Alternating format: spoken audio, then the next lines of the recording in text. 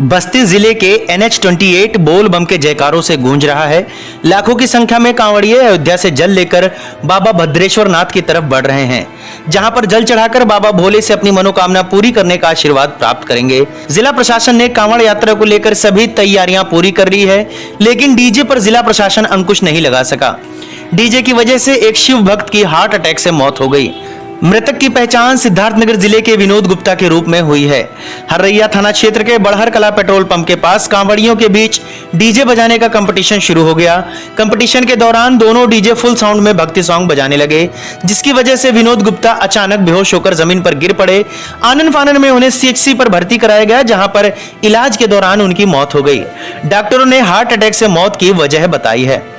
जिला प्रशासन ने डीजे की ध्वनि पर कंट्रोल को लेकर गाइडलाइन बनाई थी, लेकिन कांवड़ यात्रा के दौरान उसका असर देखने को नहीं मिल रहा है। सुप्रीम कोर्ट के निर्देशानुसार 200 डेसिबल पर साउंड बजना चाहिए, लेकिन 1000 डेसिबल से भी ज्यादा तेज ध्वनि से साउंड बजाए जा रहे हैं, जिस पर जिला प्रशासन रोक लगाने में असमर्थ नजर आ रहा है। डीजे की तेज ध्वनि की वजह से एक व्यक्ति की मौत हो गई।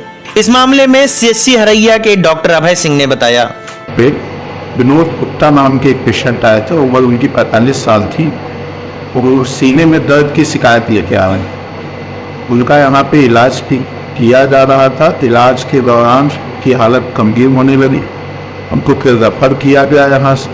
उसी दौरान उनकी बता रहा था डीजे चल रहा था, जिसकी वजह से इनके सीने में दर्द शुरू हो गया। जो साथ की कांवड़िया तो बोले